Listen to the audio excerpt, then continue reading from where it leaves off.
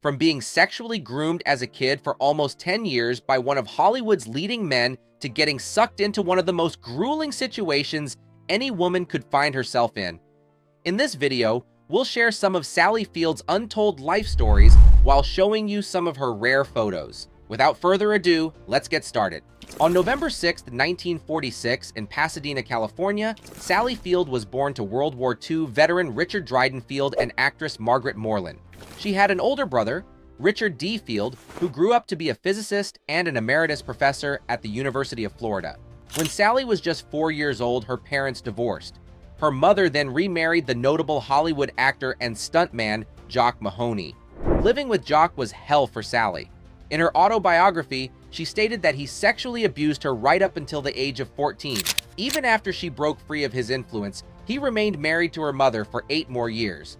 Their relationship was no better either. To deal with the stress of their constant fights, Sally signed up for extracurricular activities at school. In her words, "I landed in the drama department and it just kind of saved me."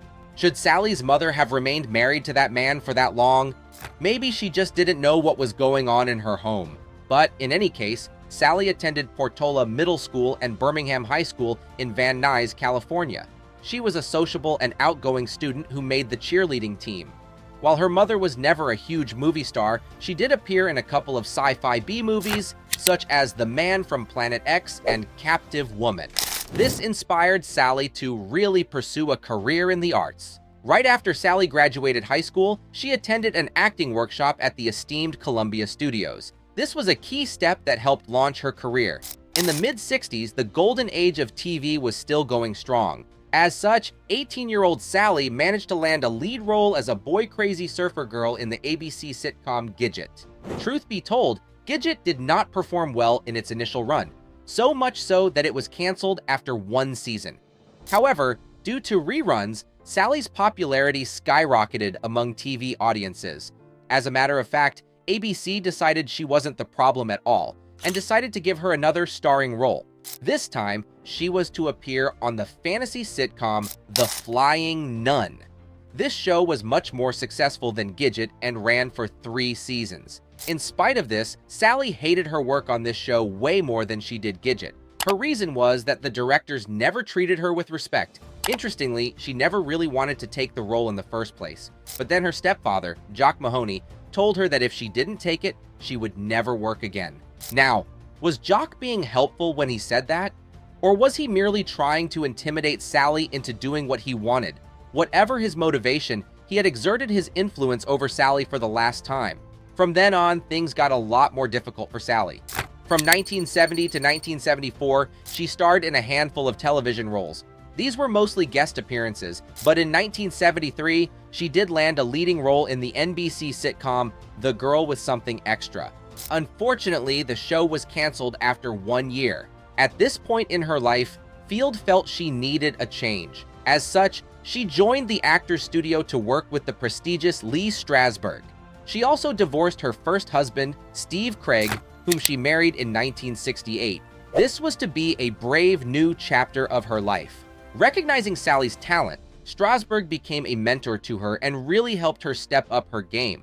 With his guidance, she was finally able to break her girl next door image and attract more complex and dynamic roles.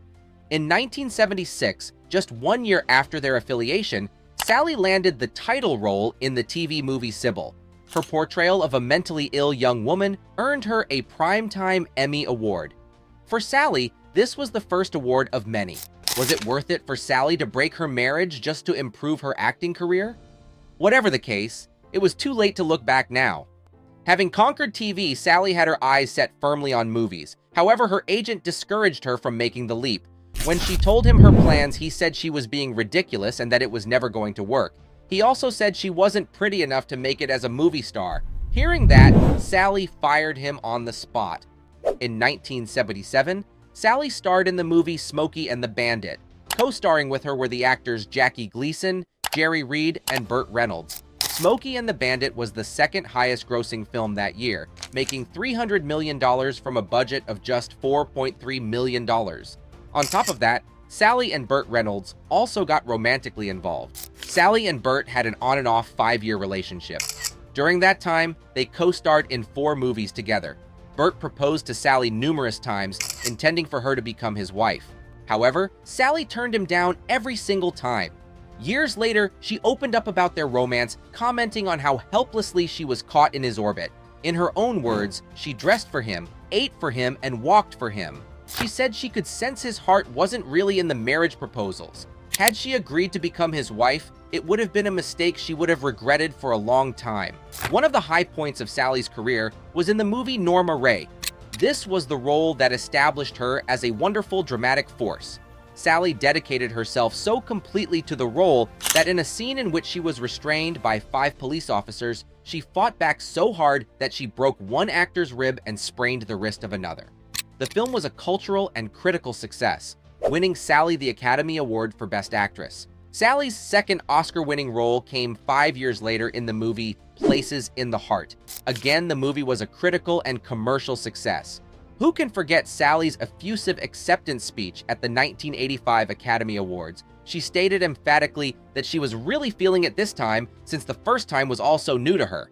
And of course, there are her iconic closing lines. "You like me. Right now, you like me." I can't deny the fact that you like me.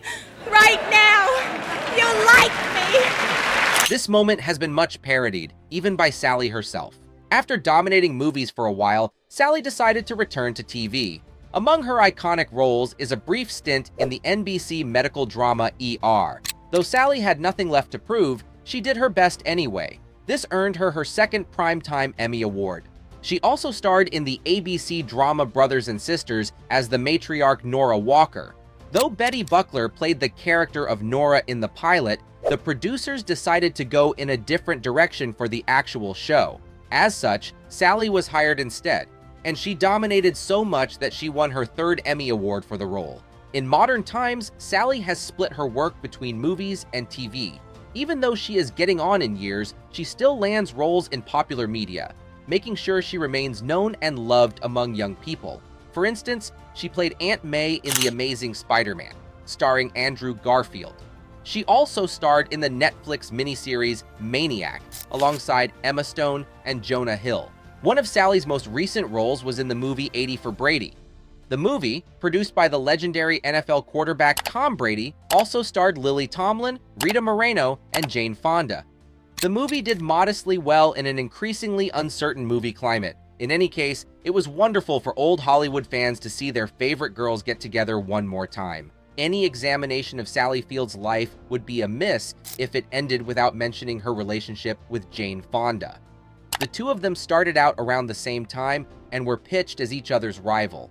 In any case, they grew into the best of friends. Sally loves Jane so much that she routinely goes protesting with her. In 2019, when Jane organized her climate action protest in Washington, D.C., Sally was arrested right along with her. These days, Sally Field has definitely slowed down. However, she still continues to make her presence felt in one way or another. The industry is better for having such a legend like Sally Field still active. Even though her generation was not given much stock by the actresses of old Hollywood, they still did incredible things. In addition, it's nice to see her and others her age extend the grace to young actresses that they were denied in their time. All in all, Sally Field will always be a legend, and we will always like her. If you enjoyed this video, there's a good chance you'll also enjoy the one showing on your screen right now. Click, enjoy, and don't forget to subscribe to the channel. See you on the next one.